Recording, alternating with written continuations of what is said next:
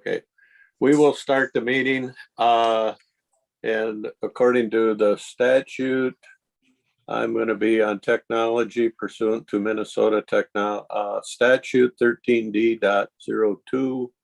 And I will be here in my place at Oak Grove RV Park and 190 Radford Boulevard, Pensacola, Florida. And the public is invited in person or remotely by phone. And this meeting is live streamed. And I do know people do look at our live stream, and is it also recorded, Ryan?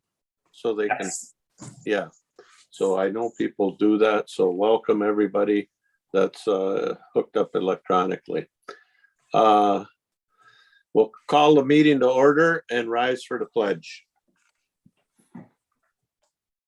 I pledge allegiance to the flag of the United States of America and to the republic for which it stands, one nation, under God, indivisible, with liberty and justice for all.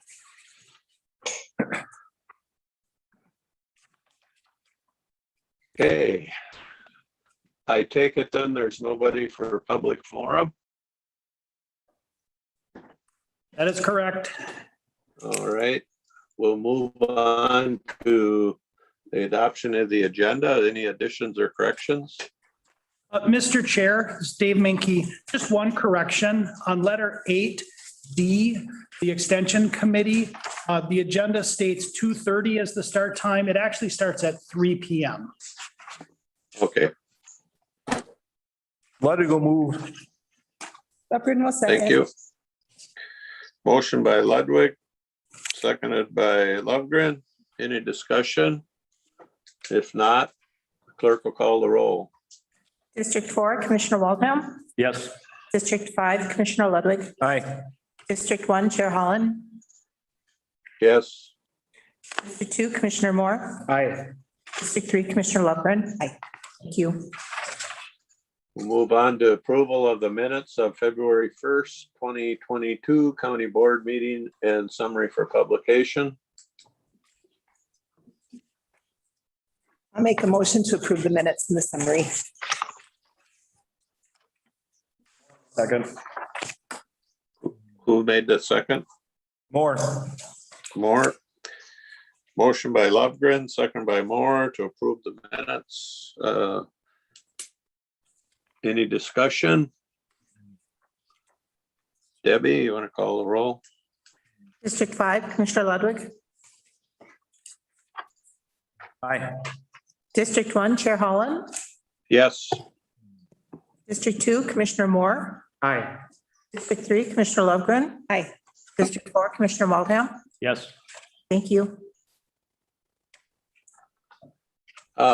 then we'll move on to minutes of the board's reports and correspondence. We got a zoning board meeting minutes of December 16th, 2021. I'll move. More. Lovegren will second. Motion by Moore, second by Lovegren to approve the zoning board minutes. Any discussion? If not, Debbie? District 1, Chair Holland. Yes. District 2, Commissioner Moore. Aye. District 3, Commissioner Lovegren. District 4, Commissioner Waldham. Yes. District 5, Commissioner Ludwig. Aye. We'll move on to the consent agenda. You've had that in front of you. Anybody has any questions? Ludwig will move consent.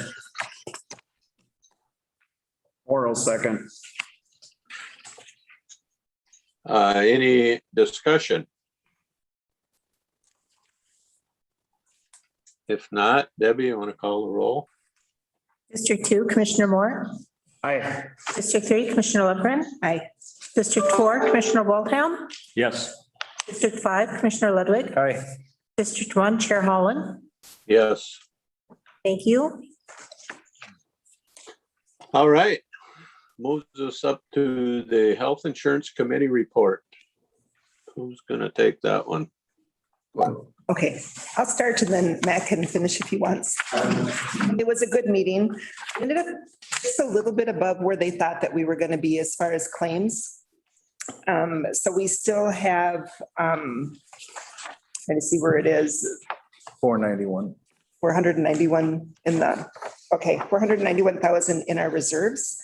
One of the things that is kind of different is that our prescriptions are really high and our outpatient is really high, but we were just talking about surgeries that they're doing now, knee replacements, hip replacements, cancer treatments where it's all inpatient or not inpatient, but they send you home.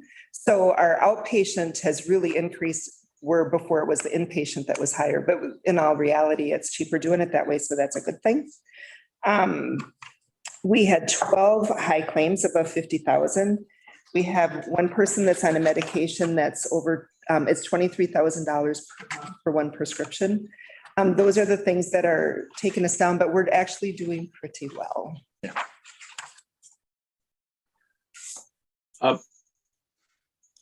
Terry, I gathered that, and Matt, the prescriptions, is that trending higher? Or is that where it's always been? Prescriptions were higher. It was 30% of the money we spent was prescriptions.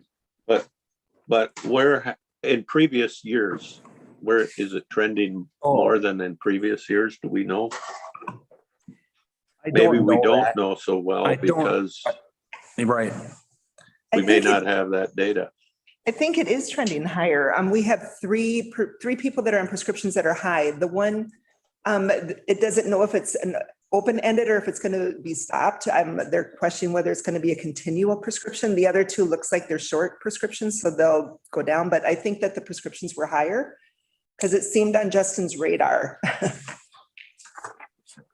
Yeah, I don't know if 1/3 of the cost for prescriptions is out of the norm, or is that normal? And if it is out of the norm, is there something to mitigate it? And I'm sure you guys are looking at that. Now, the other thing that was brought up, and Jackie did send out an email to all the employees on that, but because of legislative changes, anybody who wants to go to our pharmacy for United Healthcare is Walmart. You can go there and you can get some COVID test kits to have at your home. I'm trying to remember how many it is that you can get per month. 6 or 8 a month. Yeah, which is a lot. And then that's covered with our insurance too. So we'll see a little bit different. The other thing that I thought was interesting was the county spent $117,438 in COVID claims. So that would have been the testing, medication, whatever it was that they did. But I mean, that includes the testing that they did too. So, which I didn't think was too bad. No, we actually ended the year good. But I think the thing that sticks in my mind is if we were on our old program, that $500,000 would have stayed with resources or Blue Cross, correct? Right. And now it stays in our pool. So if we can have a few more, I mean, it's going to help with us evening our rates, and that's what we were going after. Yes. Mr. Chair? Yeah. So I think Jackie can maybe give a little more info on the prescriptions. I think there were some particular issues, and I don't know if she has any of the historical data at hand, but we can certainly get that historical data too. Jackie, do you? Hi, Jackie Cuevisto, HR manager. So yes, Terry's report spot on with the prescription drugs that are trending up. And at my fingertips, I don't have the prior year drug numbers, but I can get them very easily. I'm sure I have them in my file. But something that Justin noted regarding the trend in the rising drugs, that many of these drugs are in a tier 2 level, meaning that there's no generic available. So it's not enabling consumers to have a cheaper alternative. So that will be an item for review. Yeah, and Mr. Chair, can I add, or Yes, Jackie, can I add? yes. something too? And I remember him talking about, typically with some prescriptions, you have a course end date to the prescription.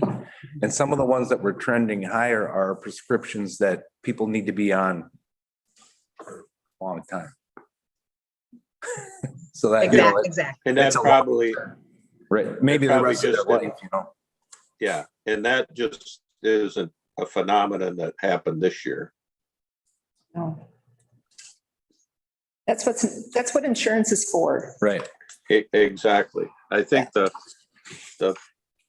I'm happy. Thank you folks for sitting on that committee. I'm happy with the fact that we have, we got $500,000 in our insurance account that we didn't have a year ago. So that puts us in a better spot, I think. Thank you. Any other questions on that? We'll move on to Personnel Committee. Yeah, we had a, Yeah, we had a meeting, and, well, yeah, you were there too, right? So basically we had, pretty much the only action item was, we had a Public Works, person, quit. And, so we just wanted to acknowledge the resignation of highway maintenance worker Jordan Jusak effective February 4th, 2022, and approve backfill the position and subsequent vacancies that may occur due to internal promotion or lateral transfer. And that's really the only action item. I'll make a motion to approve that.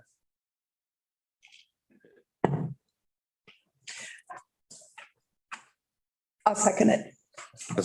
Terry. okay, we have a motion by Moore, second by Lovegren to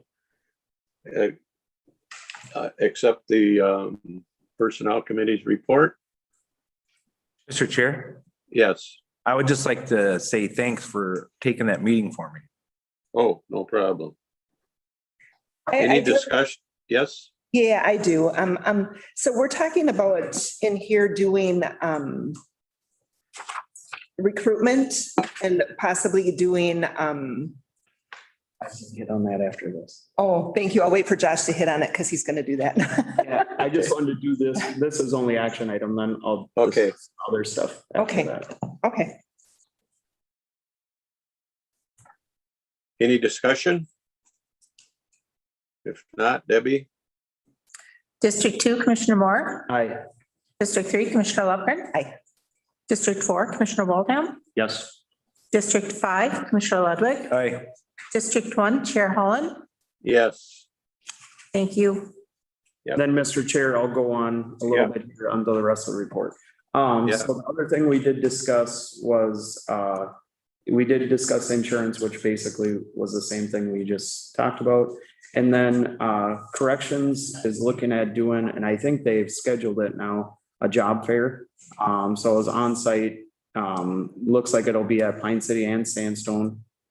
I guess I don't remember Yeah, exactly. and Jackie is on the line and she can give a little more detail on the dates and times and locations. Okay, yeah, you want to do that, Jackie? Sure. So as Josh said, as Commissioner Moore said, we do have 2 hiring events scheduled for corrections officers. They will be taking place Monday, the 28th of February in Pine County, the Pine County boardroom, and will be held from 9 a.m. until 1 p.m. And the second event will be held in Sandstone at the North Pine Government Center on March 3rd, 9 o'clock to 1 o'clock. We're really excited about these events, and they will consist of on-the-spot screening interviews. And also we will have current staff available on site to give some insight regarding what it's like to be a Pine County employee and to be part of the corrections staff. So again, we're really looking forward to these events and hope that we're able to meet some new people. Mr. Chair, Okay, go ahead. Mr. Chair, Yes. I just have a question. So as part of that, are they gonna, is it gonna be the jail staff or the county is willing to train the individuals themselves? All from, if they pick them? Yeah, and Mr. Chair, Yes. Commissioner Ludwig. So the training, so the intent of the recruitment days is to just generate interest and, give people an opportunity to talk to current correction officers about the job to see, if they potentially have an interest in what the job entails. And then once they're hired, there's a formal training process, and we've typically sent people to a training academy. And then there's also a significant amount of on-the-job training. Yeah. That our staff do. Good.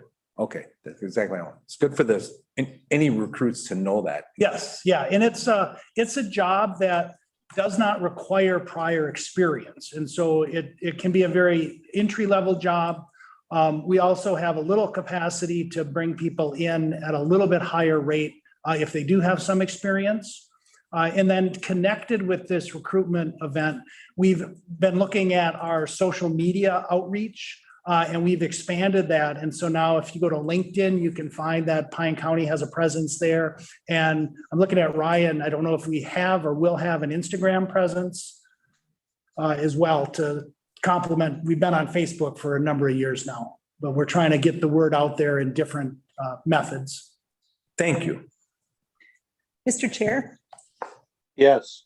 so are we looking at doing referral bonuses? I don't know who we should be looking at. We did have that discussion. We are not, at least didn't come out of that with a recommendation at this Okay. point. Okay, I just saw that it was referenced. I was wondering where that was going. It was a conversation piece of trying to piece some things together. So we were going to look further into it and just see if that's something we would entertain or not. What we can and can't do. That was just some discussion. Okay. I just think it's a great idea to go proactive with local. Commissioner Ludwig, this is Jackie again, and I am currently working up, I guess you would call it a proposal or information for the board to consider regarding, what would it cost? What does it look like? What would the parameters be? So stay tuned for more information. Thank you. And part of the discussion was the corrections is like at a critical, we have, what was it, 8 or 9 vacancies or Jackie, I don't remember right now. I think it's 5 full-time and 2 part-time. Okay, yeah. So, it's at a point where people are working an extreme amount of hours trying to fill in and it's burning them out. So we're really looking, just kind of honing in on that department right now, because that is a 24-hour, 7-day a week. You have to have it. So, because the sheriff did talk a little bit too about his deputies getting to that point too, where we're not having enough deputies. So we were just kind of brainstorming what would make a better place that people would want. It's an employees market right now, not an employers. So they can kind of go anywhere, do whatever, and it's not necessarily money. It's just what the deal is right now. You can go somewhere. So the sheriff had a few ideas that he's kind of looking into to maybe, if someone's on the fence, maybe seal the deal. Yeah, well, And it's small stuff, it's not. we're seeing that trend, or Minnesota is in EMS and everything else. They're burning out. People are leaving. And sometimes it's like, why would I be on call for minimal pay and, and miss everything? And then they move to like the nurses or whatever, there's always a movement because it's so stressful on that any first responder level. And the jail is in that, because you're sticking, custodial people in their face and, then the courts come, but it's a stressful environment. Mm-hmm. Part of what we were talking about too is killing the perception of, like I told Jackie, a guy I know just recently got hired at the state prison in Rush City. and literally lives 2 miles away from the courthouse. And I go, well, I know we're looking for corrections officers. Why didn't you go apply there? Well, they don't pay enough. And we looked at what was it within 50 cents or something like that was the pay. And so, we're just trying to get that perception out there that, some people think working for the state or federal government is much better than working at the county. So that was part of what we were talking about, maybe with this referral thing, is you have a current Pine County employee explaining to people how good it is to work here and benefits and everything. Because you put that wage on the board and that's all anybody looks at. And, maybe let's look a little deeper into what else is included in that. So there's a lot of stuff going on there. It's amazing the jobs that they're giving bonuses to join now. It's. Mr. Chair, maybe just to bring this around. So it sounds like there's enough interest on the part of the commissioners that Jackie should continue to put some information together and we could have some discussion at the March 1st county board meeting in conjunction with the ARPA funds discussion. Because if there were any kind of bonuses, referral bonuses, retention bonuses like that, that you wanted to implement, those would likely be ARPA funds that we would use. So does that make sense? I think so, David. I think because like Josh said, we're at a critical juncture in our jail, especially. We can't just say, okay, guys, everybody go home for 48 hours. No, we can't do that. It doesn't ever get to be Friday for them. So we've got to come up with some creative ways to keep that staffing level where we need it. Yes, and I like the Department of Corrections say you will have this many employees there when you have, so it's not dictated by us. It's just the rules of custody. And Mr. Chair, I asked that question to Rodney when he was sitting there and I just said, so what if you closed let's just close and board out some of them. Could you bring and that's what he said. He goes, no, you have to have this maintained. So if you got, like he said, if you got rid of the female population, and that whole section, whatever it is, it wouldn't eliminate one or two people, so we're staffing. So, and that's the thing is less people adds to more work and burnout, you lose more people and it just is a snowball effect. So we're just looking at ways to try to get ahead of that. Well, we're already behind, so. So, I mean, I Try think. to catch up. Yeah, and I think to that point, Steve, you had a presentation, I believe, last week at CMJTS, the Central Minnesota Jobs and Training Service, about the workforce. And then you shared some information that you and Mrs. Chafee is Barb Chafee. Barb. Yep. The executive director there shared about the workforce. And you made I thought some insightful comments about employers who were doing better than others. Were those who were trying to figure out how to attract and retain workers in the current environment, whether that was through some use of technology and remote work, or whether that was some flexibility where it's allowed. And those are all great tools. We have a lot of jobs that do not allow much flexibility or much remote work, right? If you're a correction officer, dispatcher, child protection, worker who has to do the investigation and meet with those families, we have a lot of people who have to literally come to work to do their jobs. And so I appreciate the conversation and, that we're going to continue at March 1st.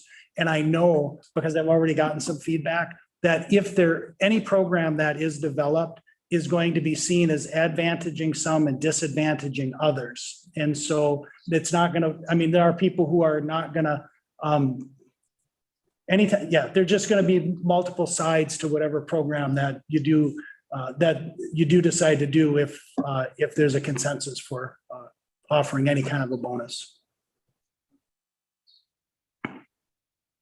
Yeah, I agree, David, because everybody wants the bonus.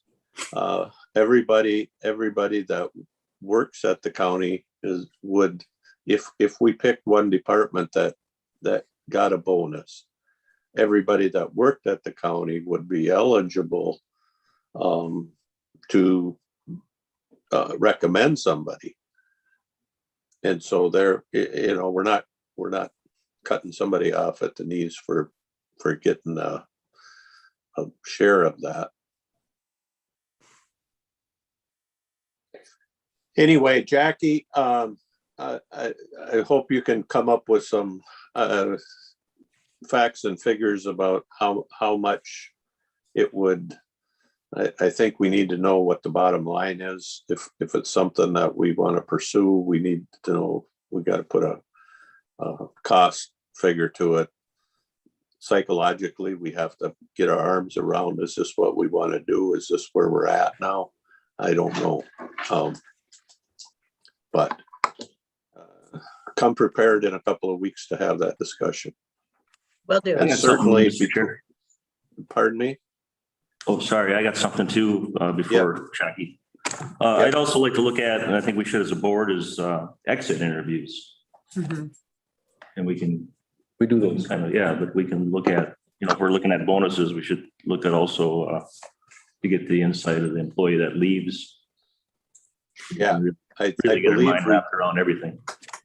Sure. believe we do that, JJ, at least where we can. Thank you. Anybody else?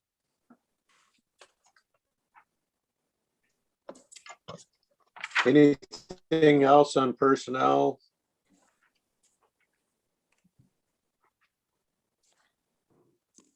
If not, we'll move on to Health and Human Services. Matt, you want to start out there? I can start out. But I want you to do some of it too, because you're a little more versed on parts of it. Yeah. But I will. Yeah, I will. I'll jump in on the blue zone stuff. Yeah, great.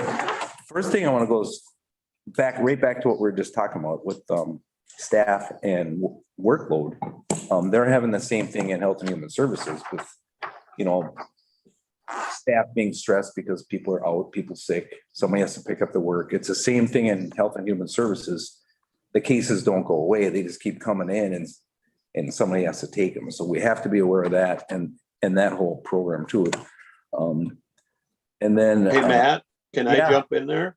Because I think the other thing we talked about with Health and Human Services is it may not be a Pine County employee that isn't being found, but it's a group home that we have people that are receiving services from the county that can't find help. That I'm going there. Okay, you explain it. That's my next step. Okay. So that's the UCare, right? And the adult programs. So through UCare, we take care of X number of clients, and UCare must be looking at their bottom line or whatever so they're trying to push 300 more clients onto Pine County that will be on their workload for our staff. And I don't know how we push back against that or how that works, but you're working on it, right? Your first response, I'll say, was a pushback, say we can't do it. We don't have the staff. So I don't know what happens to them. I don't know if they're going to retaliate, say, okay, well, if there's a funding stream or whatever. I don't think they can do that because your clients that you're handling still need funding, right? So that's a problem. Is that what you were talking about, Steve? Well, not really. I was talking about places like the group homes up around Sandstone that closed because they couldn't find workers to work in them. And now our people that are administering those clients that they have are having to find new homes for those people because it's not a Pine County employee that's the work shortage. It's private contractors who can't find employees who are taking care of people who are on, let's say, MA, and they have a caseworker. And so now where does that person go live? Because the group home closed. Does that fall to some of the personal care attendant stuff we were talking about too? Yes, Yeah. yeah. And the other thing is, we have preached the gospel forever about people staying in their homes as long as possible. And we've found out through a lot of studies and just anecdotally that people do very well if they stay in their homes, but they may need some help to stay in their homes. They may need a chore giver. They may need 1 or 2 days a week. They may need a nurse to come in and set up their pills and visit with them. If those people are not available, now that person that's living at home can't live at home. Where does that person go? I know. Because they're not able to fill those, the contractors are not able to fill those positions. They're not Pine County positions. We contract for a lot of those services and the contractors can't find the workers. And then we have Lakeside Medical Center. That's closing. That's another, what, 18 or something? 18 people that we have to find. Yep. And that's more like a nursing home setting, isn't it? So no, but that's another thing that you don't have a lot of time. Yeah. So I don't know. It's just, it was like a lot going on in the health and human services world, but our staff, I'm just amazed at how it's just like our sheriff's department.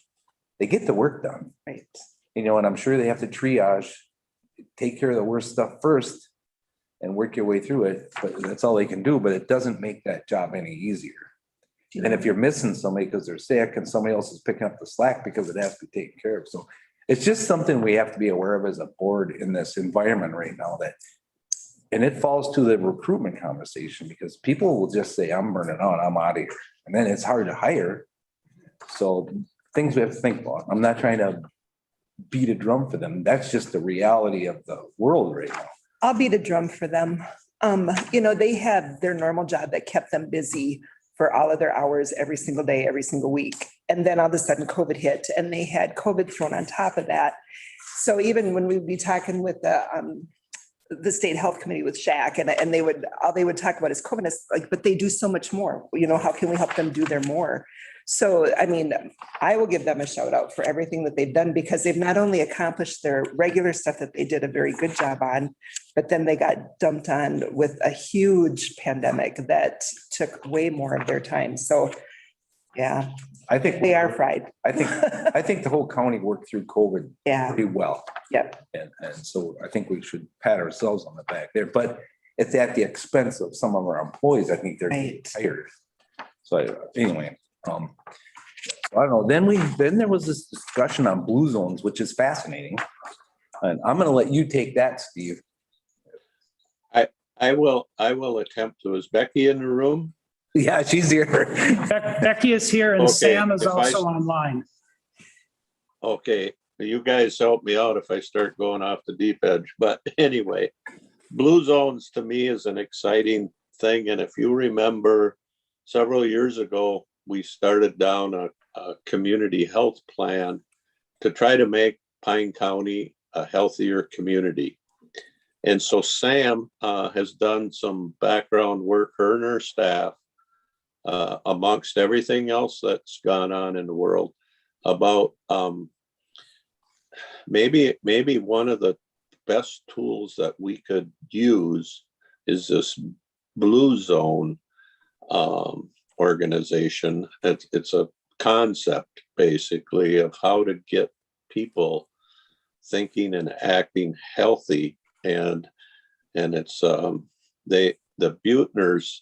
I don't know if any of you have ever read about them, but they've done a lot of work over the last 30 years with education, with schools, and in their travels around the world. And they discovered these pockets of people who live happily and with very few illnesses into a ripe old ages. And then they begin to ponder, why does this happen? How can a group of people that live in Loma Linda, California, or in the jungles of Central America stand out amongst everybody else and having these really wonderful lives, and they're happy and they're healthy. And there's a host of factors, and I sense maybe you guys got some background reading that you can look at. If not, Sam will get you a bunch of materials on blue zones and what they are. But I'm excited that I think it's something that we can latch onto. I think some of our healthcare providers are ready to be some willing partners with us to help promote this blue zone concept. And so I think I'll kind of leave it at that. And if Becky and Sam want to fill in all the gray area I left there, you're more than welcome. But I think we need to do some reading and mull it over. And I think it could be a very exciting time for Pine County. Yeah, Mr. Chair. So I'll just say, I read Albert Lee, Minnesota did this, and it's a pretty successful thing already down there. So that's a quick, and I can forward anybody that stuff if you want to look at it. It was where? Albert Lee. Albert Lee. It's not hard to get it going in a community. It just takes a whole community to get it going. So it's going to be a buy-in on that sense. Okay. Mr. Chair? It's not some supplement you buy at 3 o'clock in the morning off late night TV or the internet that you drink called Blue Zone. I still do that. I'm never awake at that time. It's wait till you get older, Terry, you will. But anyway, it's a concept that the community has to endorse, and it has, involves a faith community. It involves education. It involves, of course, the medical people, and it involves us to be the champions of how we keep people healthy and get them healthy. Mr. Chair, Sam has had some of those initial conversations with a number of partners. I don't know, Sam, if you want to share just to get commissioners up to speed with the community support that you've been seeing. I can definitely do that. So yeah, we've been doing outreach for the past 2-3 months slowly, because COVID still is a thing. So juggling those. But we've been connecting with schools. All the schools are on board with partnering with us about this. Haley just did outreach through Pine City Chamber of Commerce to all the businesses within the community. We've already gotten really good. People are really excited about it. Lots of good feedback saying, yes, please tell us more about this. With the ask just being come to a one night kind of presentation talk end of April, just to hear more about what this could look like for Pine County. So businesses are interested, schools. We've been in conversations with both Blue Cross Blue Shield and United Healthcare because they obviously have a vested financial interest. And if you're healthier, it costs less money to take care of you guys. So we've been talking with United particularly along with Essentia, because they both have kind of a bigger picture beyond Pine County of what this could look like if United at a very high level partnered with Essentia at a very high level to roll this out across all of Essentia's market eventually. So they're both really interested and excited about this. We're still working on getting connected with Welia and the churches. We're reaching, if anybody has good connections with a particular faith group or church and they're interested, connect with Haley. She's got kind of a running list of everybody we've reached out to. Dave is working with me to connect with the band because we obviously want them on board. And Dave's also been lovely in connecting with all the city administrators and all of that. So we're really trying to hit all sectors because it really is, you need everybody in the community to buy in to really see the full impact that this could play. I do have a video. I don't know if you want me to show this. It's 3 minutes. It's just like a basic overview of Blue Zones, how it works. It's like literally 3 minutes. I don't know if people want me to show it. I think it'd be marvelous if you got it queued up. I do. And you could to it, then we've got something to think about. Yeah. Thank you. Yeah, let me share my screen. Oh, Brian, you gotta let me share my screen.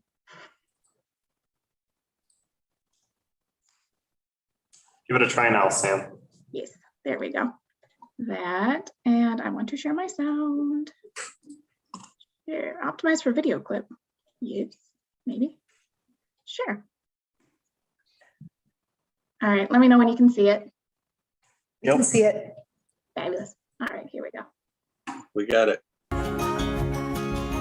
What's the secret to longevity? In blue zones, parts of the world where people live the longest, people don't try to live longer. It just happens to them. Over the last 10 years, our Blue Zones research team has traveled to 5 confirmed places where people live the longest. We discovered 9 common characteristics that help identify a path for up to 12 extra years of a healthier life. How? Let's start with some facts. We know that only 20% of how long the average individual lives is because of genes. The other 80% is lifestyle and environment. We spend $110 billion a year on diets, exercise programs, and supplements. Some have the right idea, but offer a quick fix, not a long-term solution. If you're overweight, it's probably not your fault. Candy bars, sugary drinks, and salty snacks tempt us where we work, shop, and socialize. More than half our calories come from junk food. No wonder 2/3 of us are overweight. Science shows that self-control can take us only so far in improving our health. Eventually, we have to improve our surroundings. We make hundreds of mindless decisions every day that affect our health.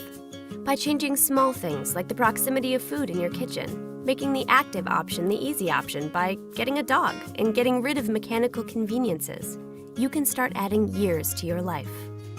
Blue Zones has gathered all the best practices in the world for creating a healthy environment and produced a list of best practices for people and communities to choose from. For individuals, it starts by taking the Blue Zones Personal Pledge. This free pledge helps make the healthy choice in your life the unavoidable choice. The pledge helps you move naturally all day long, have less stress in your life, make it easier to eat more nutritious food with fewer calories, and connect more with the right people. On the community level, we start by examining all of the things that influence our everyday lives. Since most people spend their time within 10 miles of their homes and work, we focus on their life radius. We have over 150 evidence-based interventions, nudges, and defaults that have worked elsewhere. Then we work with city leaders and organizations to choose the ones that are right for their communities. We optimize building designs for better health. We've identified changes that can help people at schools, grocery stores, restaurants, and workplaces eat less, eat better, move more, and connect socially. We help people find their purpose, their passions, strengths, and help them find a place to put those gifts to work in the community. We know that volunteers weigh less, have lower medical costs, and have higher well-being than people who don't volunteer. Science shows behaviors and attitudes are contagious, so we help connect groups of people ready to change their health with other like-minded people. Others around them start to do the same. Pretty soon, an entire community can change for the better, and the Blue Zones Project is here to help. Our experts work directly with your community to develop the expertise, motivate the masses, and reverse engineer your physical environment for a perfect storm of influence that leads to a critical mass of change. Blue Zones Project cities have seen obesity and smoking rates drop while seeing their well-being rise. This adds up to not only millions of dollars in savings, but more importantly, a better place for our children to grow up. Take the pledge today.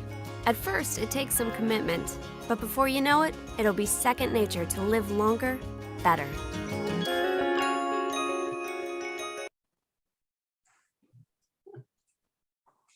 So there. Thanks, Sam. Any questions about that in general? I can send, well, I sent Matt some stuff, Commissioner Ludwig some stuff about this that he can forward along. There is also, if you go on YouTube and you just search Blue Zones, there's an hour-long presentation if you feel like dedicating an hour to learning more. And it really goes into the science behind it, what they found, and then also some of these sites that they did it, including Albert Lee, and the results they saw. And it's really impressive. Thank you. Steve, I think we got one more point to cover there. Yep. Okay, go ahead. It's on that the Minnesota Adult Abuse Center. The state changed the rules. It used to go to the law enforcement, the sheriff's office. When abuse or neglect happened to an adult, now it's going to go through the SSIS system to Health and Human Services and not go to law enforcement, which means then it has to be monitored, the Friday night through the weekend thing to get picked up. Somebody has to be looking at it or some signal has to happen in their system because it's going through the computer system. Why would they change that? I don't know. I don't know why, but the state did. And so that's another thing that the Health and Human Services has on their plate that's kind of new. It's just out there. Terry, I think you said why did they change that? We have no idea, but I think it's one of those things that when we get a chance to talk to our legislators to make them aware of it, because if you're a county and you have 20 Beckys or 40, you can rotate that around pretty easily and say, okay, you're on call this weekend and twice a year you're on call. When there's basically 2 Beckys in Pine County, Becky and who else? Becky Patrick. Anyway, He didn't look like he wanted you to say his name. I think Becky and Barb have been splitting that. Becky and Barb. Okay, it's quite a burden on their shoulders, but it's quite a burden to the county because we have to react to those things. Right. And we know that in Pine County, you can still be in Pine County and you could be on call and you could have your device with you and you might not get an email depending on where you are in Pine County. And so I think it's a problem, and Becky will keep us apprised of how it's going. But I think it's something we need to help our workers with by pointing things like this out. Just don't work in counties our size. Yes. It's one of those changes that probably doesn't look like much on paper to the state, but it has a huge impact on employees downstream. Right.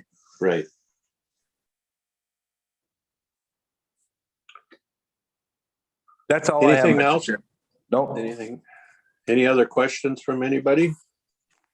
If not, we'll move on to the 2022 Aquatic Invasive Species Program.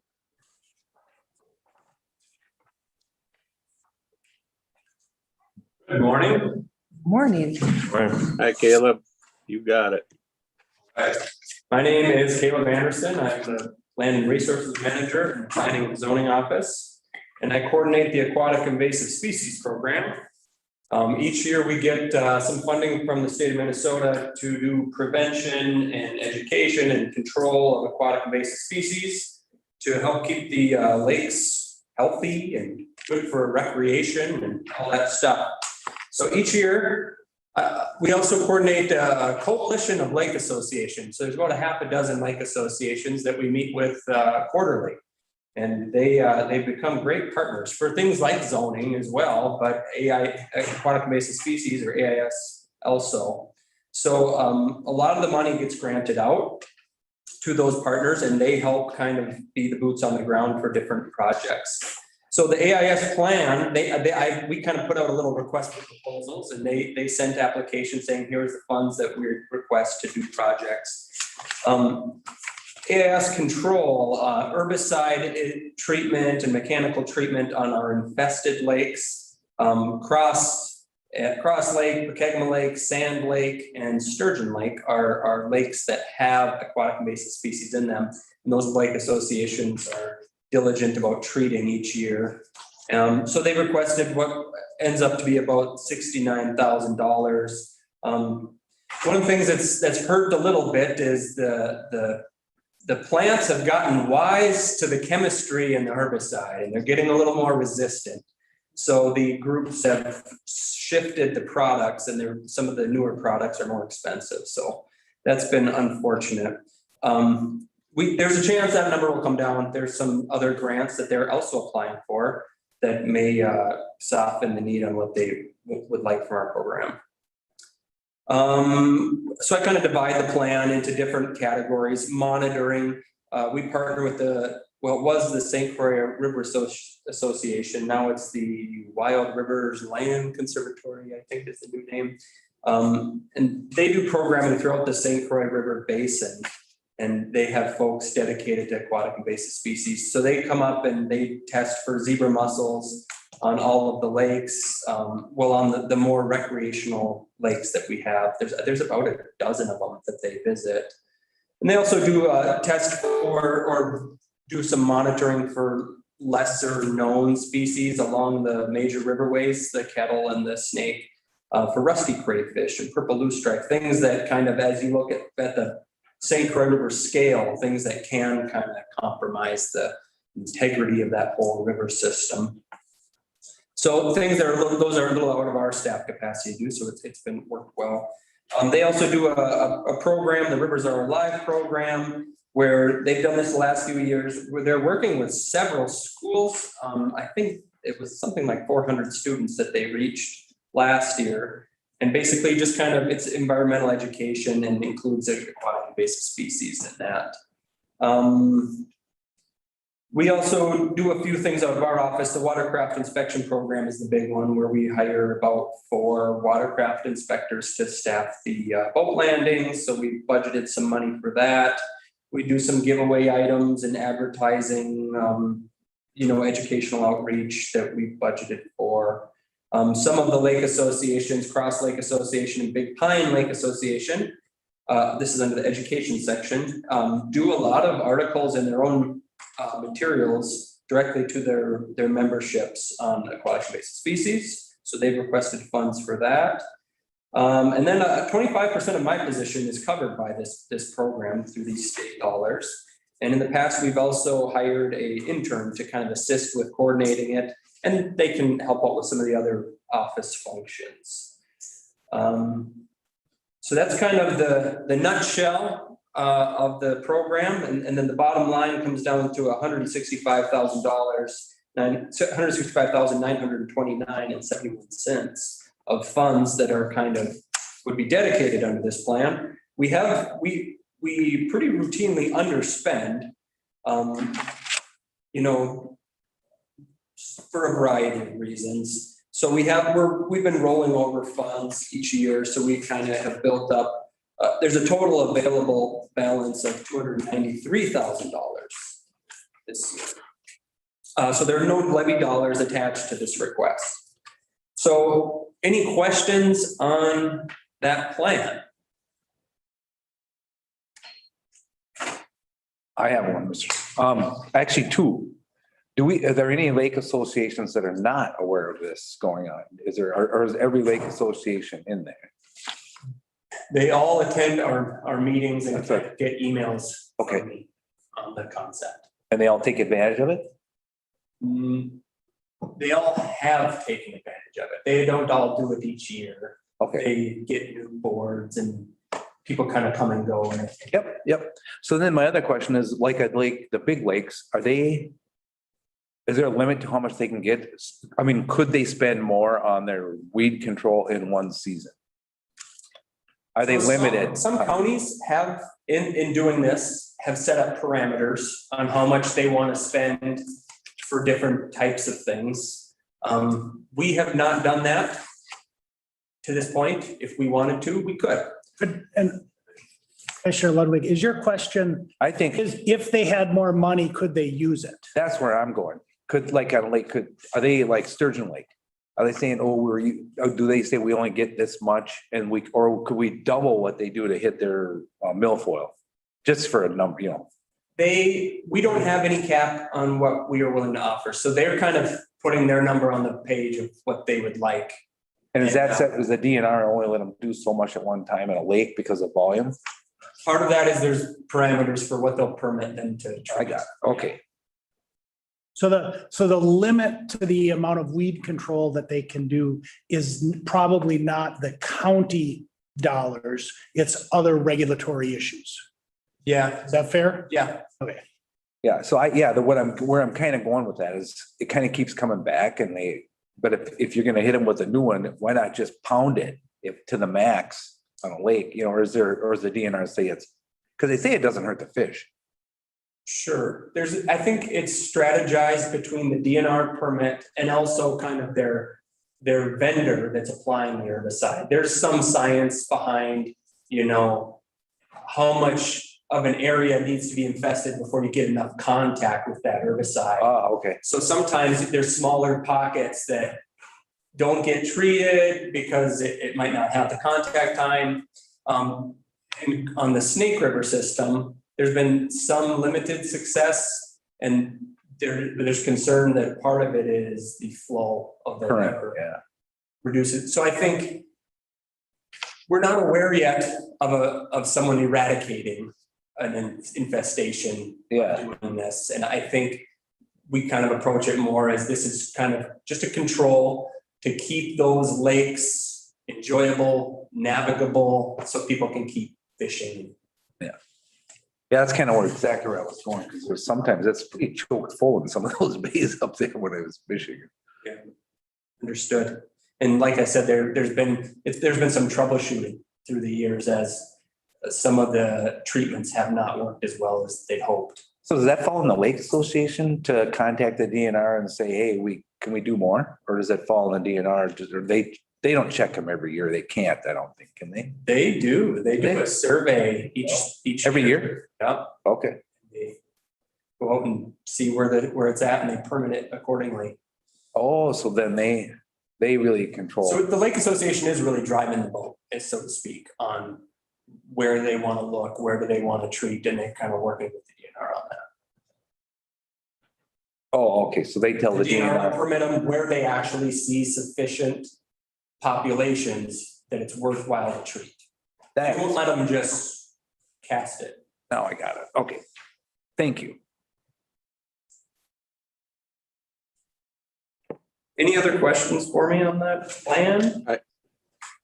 I think if we don't hear any other questions, we'd be looking for a motion to approve resolution 22-07.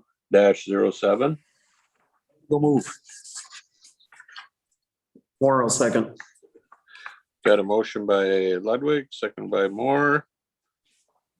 Is there any discussion? A question, if I can. Yep. Looks like from the county cost to non-county in-kind funds doesn't add up. So I'm looking at it wrong.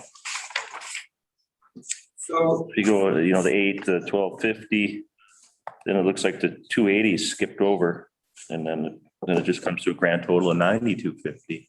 So I might have made an Excel error. Oh, those non-county in-kind funds are funds that basically our partners are providing on their own dollar. Okay. It's not a requirement of the program, but we like to show it because they do have skin in the game for many of these projects, and that's helpful. All right, so I see. If there's a math error in there. Any other questions? If not, Debbie, you want to call the roll? District 3, Commissioner Lovegren. Aye. District 4, Commissioner Waldham. Yes. District 5, Commissioner Ludwig. Aye. District 1, Chair Holland. Yes. District 2, Commissioner Moore. Aye. Then we will move on to the watershed-based implementation funding agreement for the Rock Lake sub-watershed. This is part of the Lower St. Croix One Watershed, One Plan that I have been the representative to. Holy Mr. cats, Chair. Caleb, yes. Could I interrupt for just a second, please? Yep. The AIS program was a two-part. There was also a Minnesota DNR delegation agreement that needed to be considered. It's B, 4B.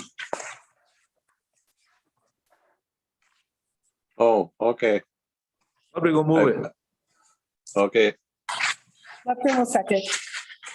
okay, we got a motion by Ludwig, seconded by Lovegren. Any discussion? If not, Debbie, you want to call the roll? District 3, Commissioner Lupton. District 4, Commissioner Waldham. Yes. District 5, Commissioner Ludwig. Aye. District 1, Chair Holland. Yes, District 2, Commissioner Moore. Aye. Thank you. thanks, Debbie.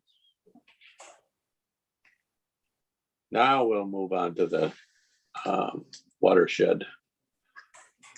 There's a lot of paperwork there, Caleb, that gets produced to make a few little projects. Holy buckets. You don't have to tell me. Yeah, so this is our office's first kind of draw on some of that watershed funding through these watershed plans that we've been participating in. So at once the one watershed one plan was adopted for the Lower St. Croix, Chisago SWCD serves as the fiscal agent for, it's about 1.2 million for the biennium.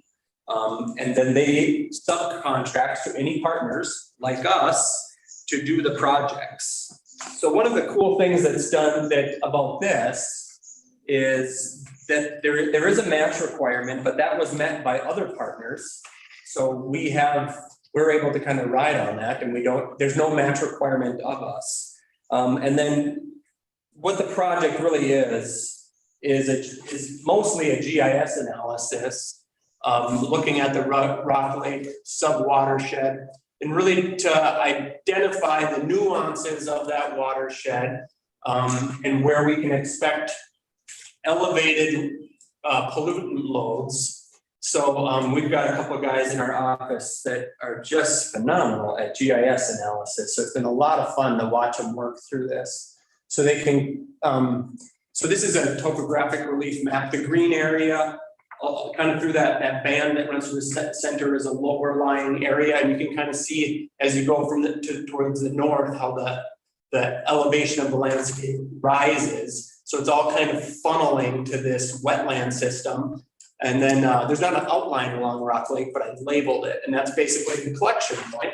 So then, so we're going to do a few different modeling practices to kind of see where those pollutants are where there may be hot spots, where there may be sinks, where maybe there's landlocked, so to speak, catchments within this area. We expect there to be some of that too.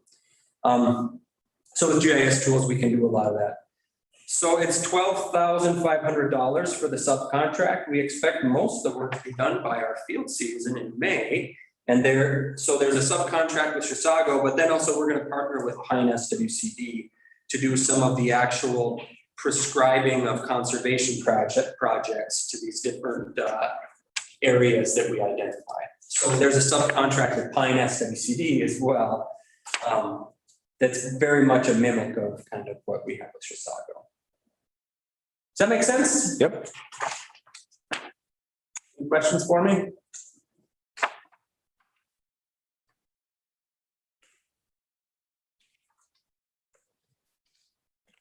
Mostly a farming impact. Is there other? Farming and also just altered hydrology. One of the things that all these blue lines, basically the computer analyzes the topography and creates these like collection features, which are the blue lines, which are kind of like ditches and swales where there's funneling of water. And that's where you kind of look at those different features and the land use associated with those features. Is this, are you looking for a motion? Do we got to do A and B separate or? However you want to structure it. I guess we're looking for authorization for the county board vice chair to sign both agreements. We can do them separately, I guess. We'll look for 5A approval first. I'll move that. I'll second it. Motion by Moore, second by Lovegren. to approve the Lower St. Croix One Watershed, One Plan based implementation funding sub-agreement with Chisago Soil and Water. Any discussion? If not, Debbie, you want to call the roll? District 4, Commissioner Waldham. Yes. District 5, Commissioner Ludwig. Aye. District 1, Chair Holland. Yes. District 2, Commissioner Moore. Aye. District 3, Commissioner Lovegren. Aye. Thank you. And now we'll consider approval of the, basically the same plan, but with the Pine Soil and Water Conservation District. Ludwig will move the agreement with Pine Soil and Water. Moral second. Motion by Ludwig, seconded by Moore. Any discussion? I do have one quick question for Caleb, and I was gonna ask it and I forgot. So every project that comes through Lower St. Croix, do we have to go through like this? And is that because, okay, and that's because they're not an entity or, so like with Snake River Watershed Management Board, we were talking, one watershed, one plan. We were talking about if you're a joint powers versus whatever the other thing is. You don't, this way it's got to come to the board. So every project has to go through them, then come through us to approve and then go back. Is that how? Yeah, whoever the entity of that partnership that wants to do the work would be subcontracting. Yeah. Chisago SVC, who serves as fiscal. So in the snake, go ahead. Well, I think Josh's question is when they set up the thing, and that's what we were arguing in the Lower St. Croix. Yeah. And we will probably change to become a joint powers so that these subcontracts then can go directly from that joint powers because they'll have the authority to directly contract with Pine County or Soil and Water or whomever. So then I suppose that entity, the Snake River Watershed. One watershed, one plan. Yeah, if they were contracting the work or whatever, there's still going to be subcontracts involved unless there's a staff person of that entity that is doing the work. Yeah. And I think that's why I'm kind of bringing this up for Terry, because you kind of got thrown into that. But I think that's why we were pushing to be a joint powers a lot with the Snake River One Watershed One Plan. And that's what Bowser had said is this works, it's fine, but there's some projects, we have a very narrow window of availability to get it done. If it takes a month to get it to the county board, to get it to the policy committee, to get it here, I mean, we're working on a project and it gets approved in November and they can't get it done, so I think that's why and Steve, you're on this and we've had this discussion too, and that's why this is fine, everything, it's a little clunky. Yeah, there's a nuance though that I didn't quite get, because it's it was in the plan to do just this. Basically, all our time has been chargeable ever since we decided to do it and got the steering committee to kind of say, okay, this is good. So the formality of the subcontract is following actual starting the project. Okay. So that makes it a little less stumbly. Okay. Do you feel like it's efficient enough? Well, I think our interface with it is going to be limited enough that it's fine from my perspective. I think it'd be a better question for a soil and water board or a soil and water staff almost, because I think they'll probably be drawing on the funds more than we will. And Snake River Watershed Management Board was not one watershed, one plan.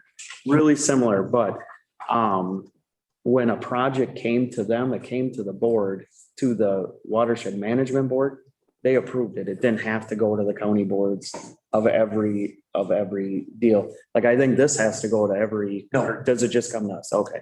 Us in Chisago, we had the full work plan for the 2 years that charted out $1.2 $2 million, that went to each board. Okay. But then once all that's approved, now basically we have that green, now it's just the contract under which we're gonna operate. So now if another project came up in this, we would have to do the same thing again though, right? Yeah, we're like the way we're looking at it, it just goes to that policy committee or whatever, and then they approve it. And it just is it's another layer you just kind of take out. Yeah, I know. And I'm wondering why. Is it a check and balance at some point, or is it just the way it ended up? It's the way it's structured. I think the structure came to where it did because we had a lot of people sitting at our table in the lower St. Croix that weren't used to, joint powers was a term that they were not familiar with.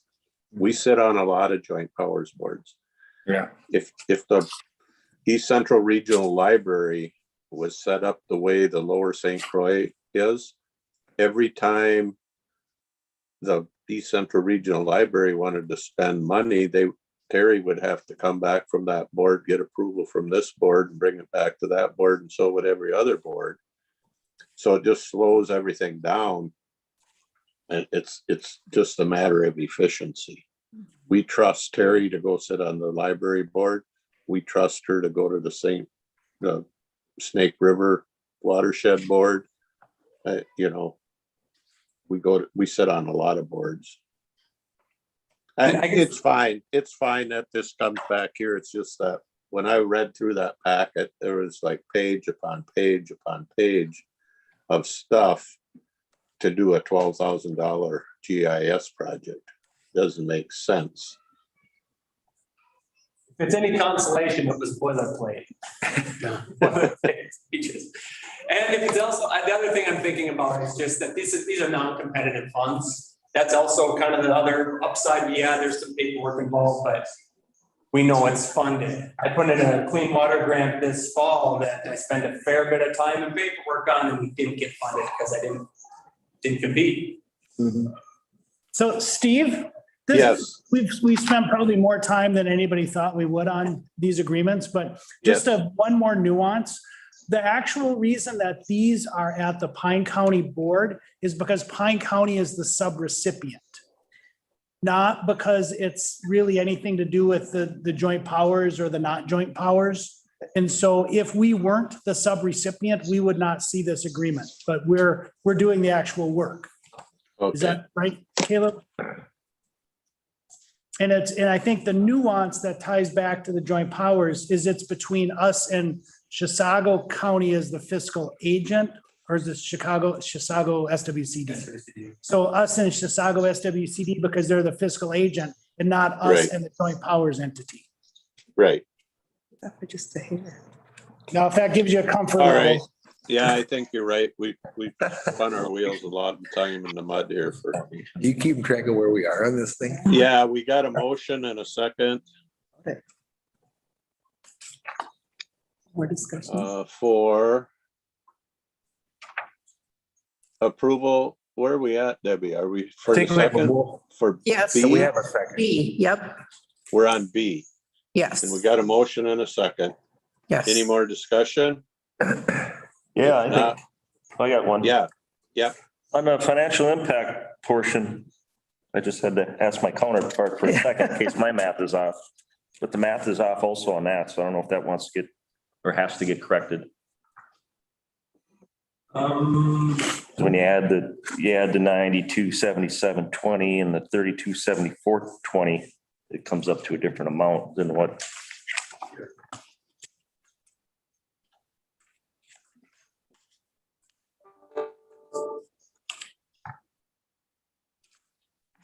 Gonna come to 60. Yeah. Yes, we can that be an edit? The contract if needed. Yes, if that's okay with the board.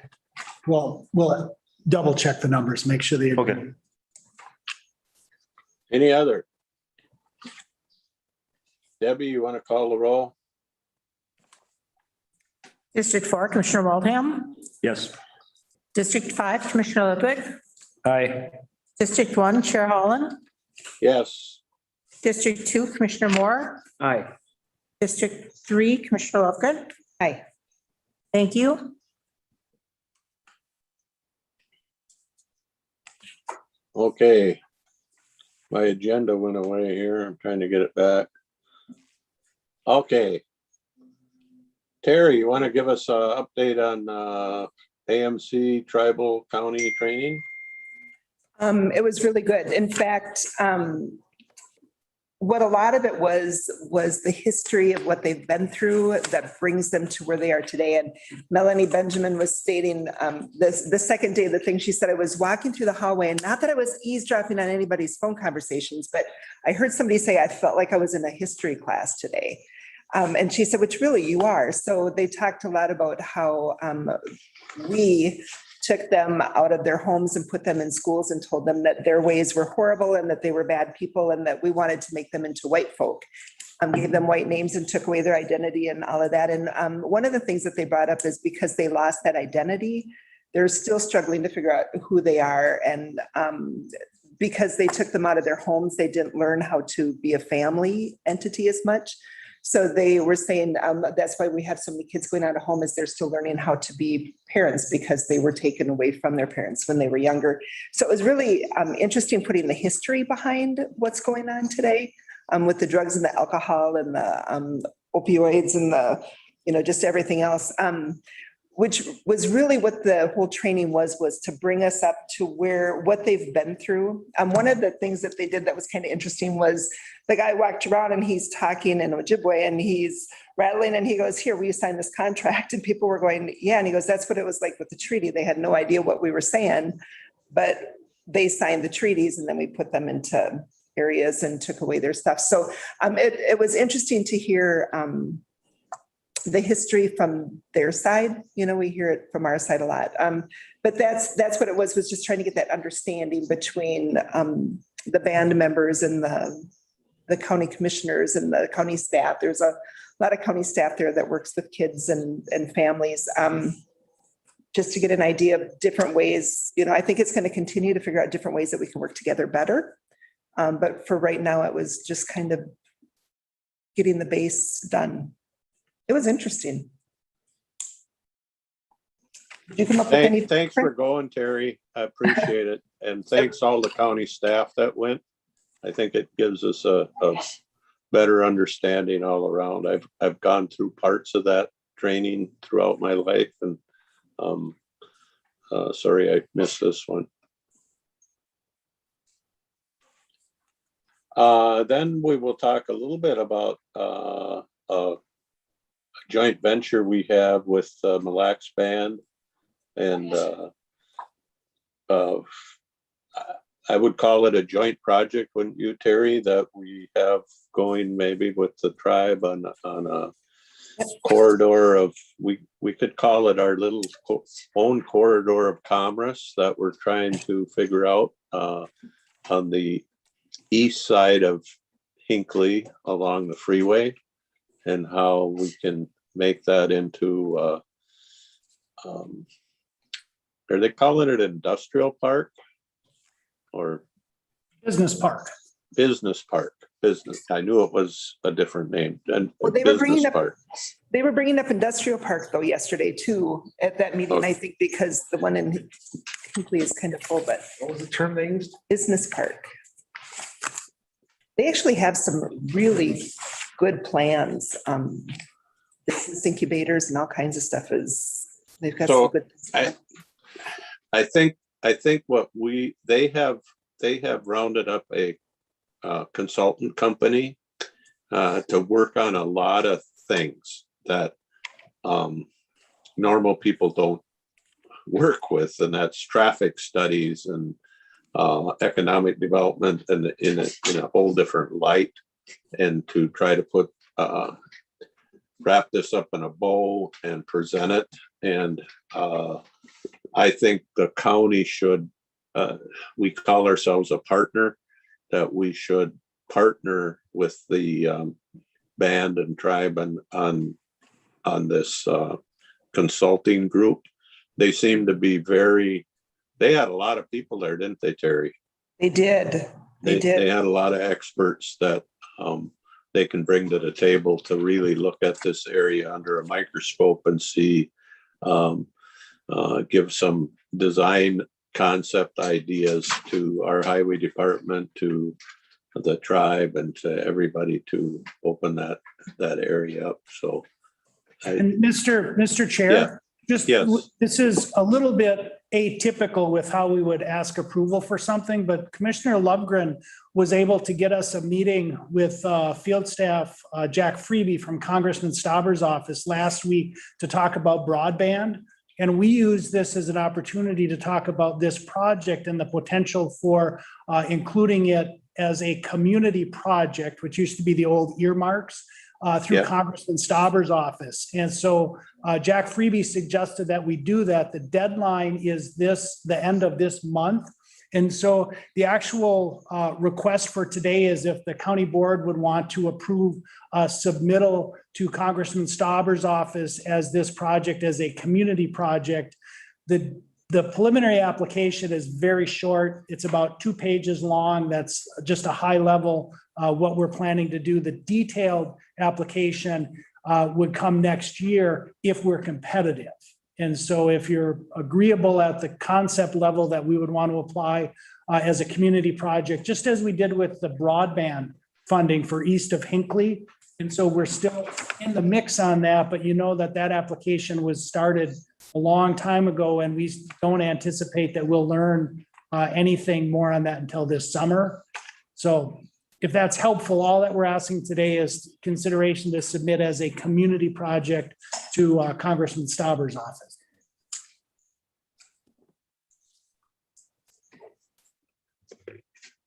I think I would like a motion on that from somebody.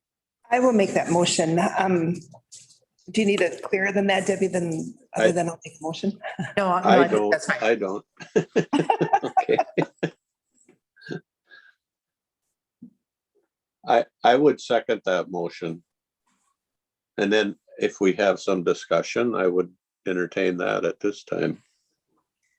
I'd like to add that it was Stantec is their company that we're working with, or that they brought in to do the preliminary study on this project.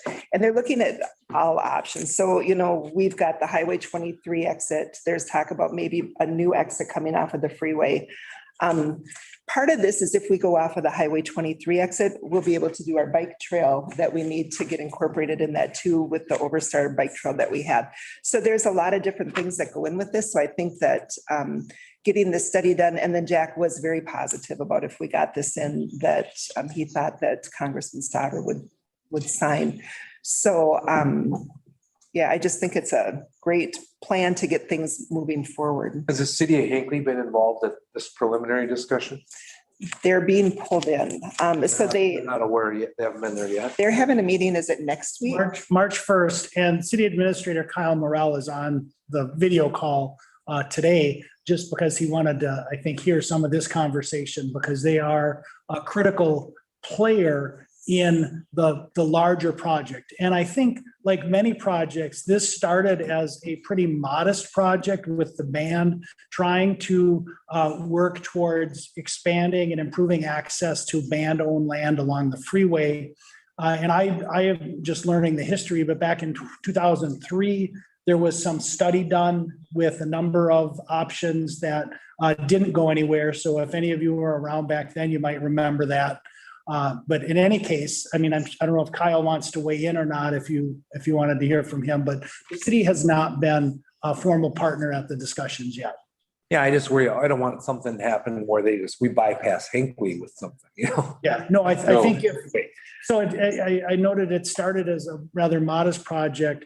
When we came to the table and started to look, right, the county taking a larger perspective, we know that the Highway 48 interchange is overly congested, and Highway 23, Highway 61 juncture at 35 is not a good intersection. It doesn't provide access to businesses that might develop. And so in our vision, we would like to come out with a plan that improve that the accesses to that interchange, the actual bridge and structure probably doesn't need to change. but improve the approach from Highway 61, and then improve what would be like a frontage road or a business loop on the east side of the interstate to get Highway 23, Highway 61 up to 48 on the east side. And then also look at a bypass generally following the Highway 133 route to get out to the casino, out to County State Aid Highway 15, so that if you were northbound from Pine City and you wanted to go to the casino or you wanted to go to the state park, you could take the bypass and avoid the 48 interchange, or you could take that exit and work your way on the frontage road north towards Toby's through what would be now a significant amount of land that was open to commercial and industrial development. It would be a awesome project for Pine County and the city of Hinckley, you know, the whole area.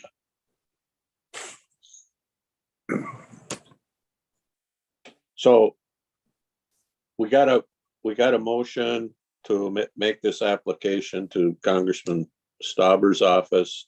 I think when we talk about ARPA funds, we might also be talking about some money for to go towards Stantec, but we'll save that for a later discussion. Right now, we're looking at a motion to move this project into the congressman's wheelhouse and see where that might lead us. Any more discussion?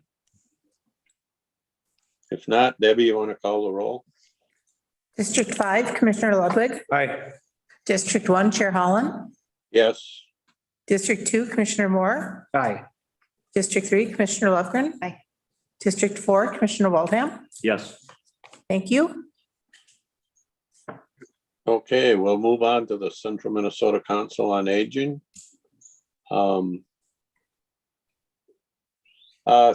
Things are clicking along. We kind of heard the same thing that we heard from Becky. You know, the aging population that needs help, chore givers and that sort of thing. It's hard to find those workers to code into somebody's home and be the person that does that sort of thing. That workforce is kind of dried up at the moment. So we're working on it. And otherwise, programs are moving along as they have in the past. East Central Juvenile Center. Yes, we had a meeting on February 3rd. Primary discussion was the way the vote's gonna work now because a half bed got approved with the new joint powers agreement. Anyway, so a half bed gets one vote. Whoever contracts for that, and if you contract for 1 to 2 beds, you get 1 vote. And if you go 2 to 3, I can't remember how this goes now. It can be 1 or 2, and then 3 gets three votes. It's just a weighted vote system based on the thing. So that's a pretty benign, but it worked out okay. Our surplus at the end of 2021 was $310,506. The group voted to put it back into capital instead of reimbursement back to jurisdictions, which has happened in the past. We have spread it back to the jurisdictions that are investing in the system. But because there's so much old infrastructure right now, they're trying to get caught up because the group voted that back in. And the other thing is this year now we're going to a monthly payment to the juvenile center versus the end of the year payment. And last year we finished probably in pretty good shape. I think we ended up with like an $8,000 bill at the end of the year or something like that. 3,000. And so we probably hit that perfect with 1 bed really. Because yeah, I know that's right. Because if we were going to do pay as we go, we would have went over that. Would have cost us more. So it worked out good. So we're still in for 1 bed. which is, I think, is a good thing for us. That's pretty much it, Mr. Chair. If anybody has any questions, like. Thank you.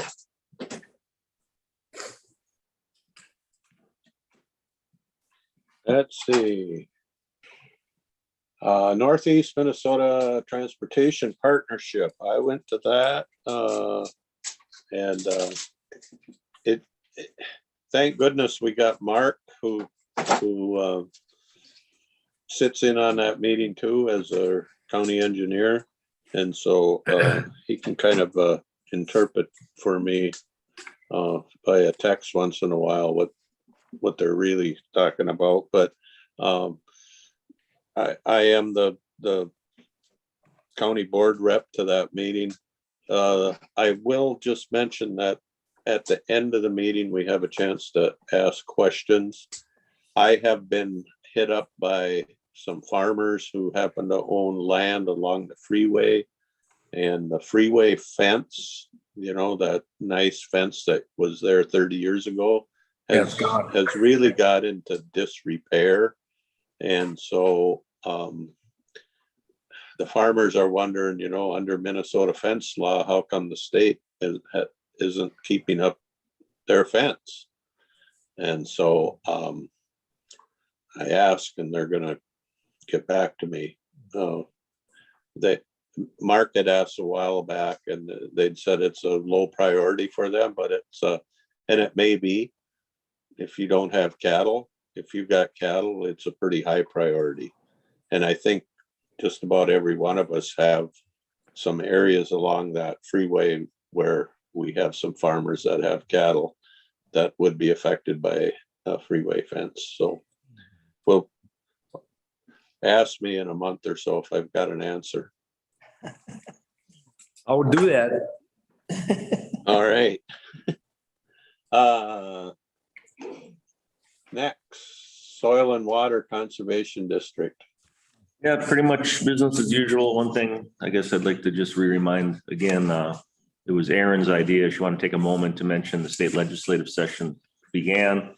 So far, proposals for Bowser funding look promising. She also wanted to remind everyone of the grant opportunities currently open on the Bowser website. And everything else looked good. Business as usual. Thanks, JJ. Thank you. Law Library. Yeah, we had a meeting. We just had some approved the budget, couple contracts. One of the big things, we've been discussing this for a long time. We got a lot of missing books. Well, not a lot, but at what are they, $400 to $800 a piece? They add up to $2,200 pretty quick, worth of materials that have been stolen or just misplaced, not brought back to the law library. So the Judge Martin and I think Reese and like I told them, I have no clue what any of these books are, what they do. I don't need to be in the discussion, but they're gonna get them replaced. And then one other big thing is in the law library, they have a council that has the online version of all the books of Westlaw. Well, it just so happens that they're changing their system to make it better, whatever it is. Well, it's another 800 or it went from 703 to the new cost is 821. So per month is what we pay for this. So it's just kind of interesting. They changed it so they could up the price. I don't know. A lot of people get frustrated with this company, but they do a lot of work and it's used quite a bit. One thing I think with this transition, Ryan, they may be contacting you because I don't know if that machine will handle this new one or whatever. So, but I know I told Bonnie just to get a hold of you if she had any questions. So, and work through it. So, is there a camera in there? Yeah, there is a camera. IT put a camera in after all these went missing.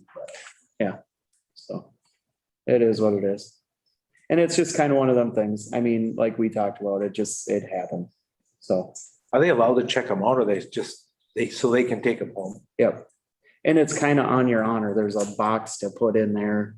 It used to be a book, but people can't know what you checked out. So now you fill out a piece of paper, put it in this box, and then But if they don't fill out the piece of paper, put, Oh, so that the camera sees somebody leave, it doesn't really mean anything. Yeah. Look at their, that's what I was getting at.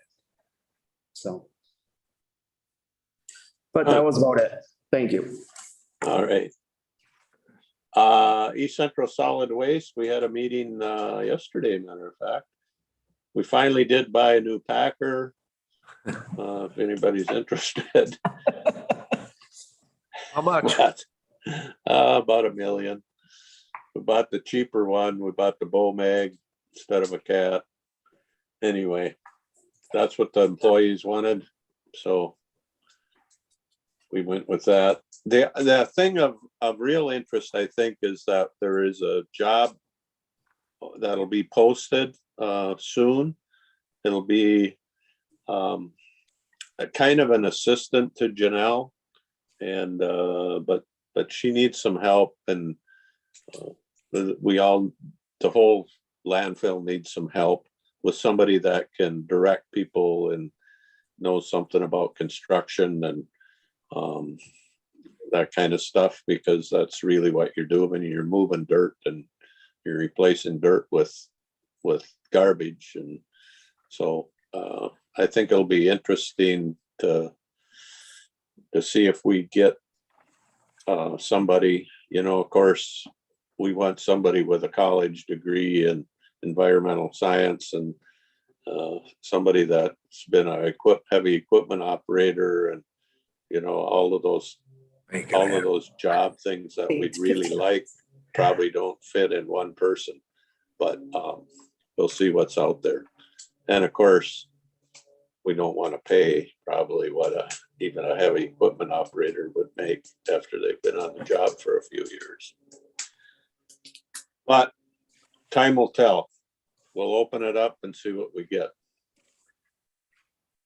East Central Regional Library.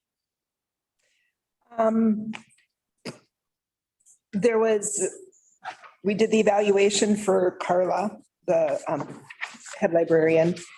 And legislation day is February 22nd, and it's going to be via Zoom. So I'm going to participate in that. It's interesting because every form of government, their thing is, you've got this surplus. If you would just give us the money that you promised us, you wouldn't have a surplus and we would be better off. And so that's the big push coming from the library. Also, I think the biggest, and it got heated yesterday, which was kind of fun because it's normally pretty mellow. Sorry. But it was, somebody brought back up the COVID. They passed the ruling that if you're a vaccinated person, you're allowed 10 days off with if you get sick, where you don't have to use your PTO time. If you've been vaccinated, but if you have not been vaccinated, you have to use your own time. And if you don't have any time, you go without pay. And a lot of them don't have any PTO time. So it was a detriment. And then also, if you were masked versus unmasked, if you were vaccinated, you didn't have to wear a mask, but if you were vaccinated, you had to wear a mask. And so there was the controversy that came with that. And some of the employees brought up the fact that they were being made to feel dirty because they had not been vaccinated. So with the conversation that went with that, that was changed so that all employees will be treated equally. And that it's, if you want to wear a mask, you can wear a mask. If you don't want to wear a mask, you don't have to. And if you get sick, stay home, and we'll pay you to stay home, because, if we're going to protect people, everybody needs to have that opportunity to stay home and not to spread it. And what they did bring up was, one lady said she was a vaccinated employee, so she got the 10 days of paid COVID time. And she said it was between being able to stay home when she was really sick or having food on her table. And she said this way she didn't have to worry about it. So if you think about that with somebody that's totally vaccinated, having COVID, and saying that, what about the person that doesn't have the vaccination that gets sick? They shouldn't have to choose whether or not they're going to have groceries on their table. So the motion was made and it was passed, and now everybody will be treated equally. But that was the majority of the meeting right there. Thank you. Now, did you have a meeting with the NACO telecom thing? I did. So I stepped away out of my comfort zone and I joined a NACO committee for telecommunications and technology. And the reason that mainly that I did that is because that's where they go for their broadband, and we need help with their broadband. So I did sit in on the meeting I sat on a couple of them. One of them was, they were talking, Ryan, I have to say that you are like, your staff and you are so good and you're on top of so many things, because they were bringing up things that we need to do to make sure with cybersecurity that we're covered. And our IT staff is on top of it. And so we're, having the, what is it, Factor. Yes, thank you. That was a big push. They talked about internet access, creating home opportunities. So we talked a lot about that. So that was the one meeting. And then I sat in on the technology committee meeting. They talked about the 911 system. And it's the next gen, and then text to 911, which we're going through Carlton on, correct? St. Louis County, yeah. So we've got that. The gov domain was a big conversation, and we've got that rocking. So I said our IT staff is on top of it with a smiley face. Thank you very much. The one thing that when we had Jack Freeman come, not Freeman, Freebie. When he came, I had sent a letter to Congressman Stauber and then to Tina Smith and Amy Klobuchar also about our not our ARPA funds, but our RDOF money that's going to be going to LTD, which is not going to be able to service our people. I mean, I think we're all with that understanding. So Bill Coleman had sent some mapping that talked about how much money LTD was going to get for the state of Minnesota versus any other one. And they're over 300 million. And the next one is 18 million. So that tells you how much they won in bids. And that's just in Minnesota. They bid nationwide. So we have a problem. So my big out of the box comment is just give the money to the counties and let us pay. We've got the people that have their boots on the ground and they're shovel ready and they're ready to service our people.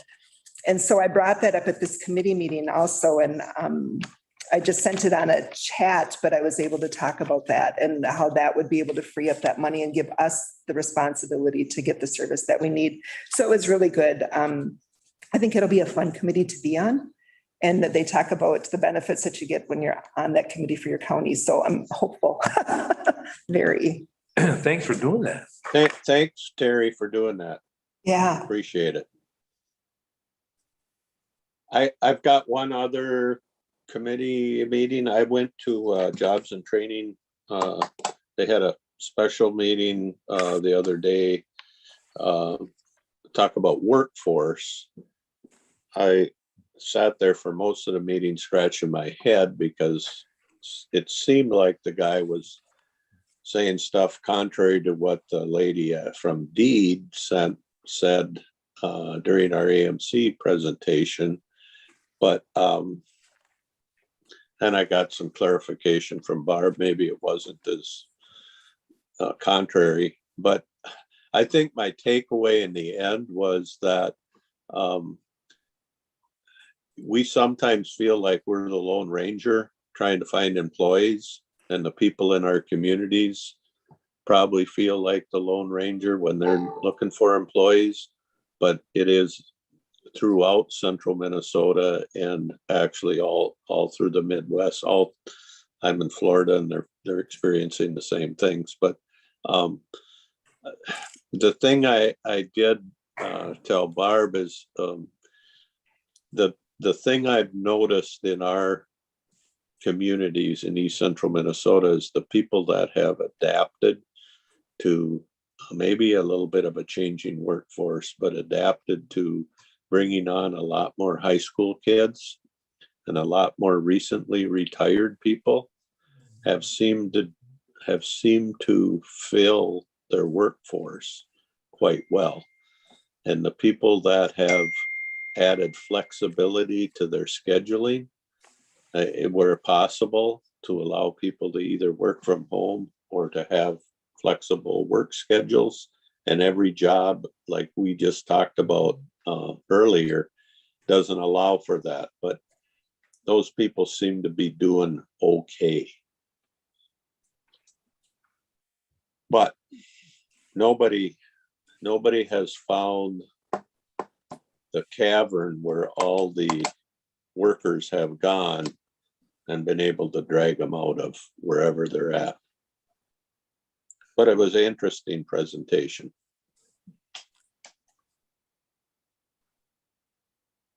So, anybody else have anything to report on? Check your upcoming meeting schedule. And keep doing good work. Nobody, I don't hear anything else. We'll declare the meeting adjourned and thank you all. Fun. Thanks, Steve. Thanks. Yep. Bye.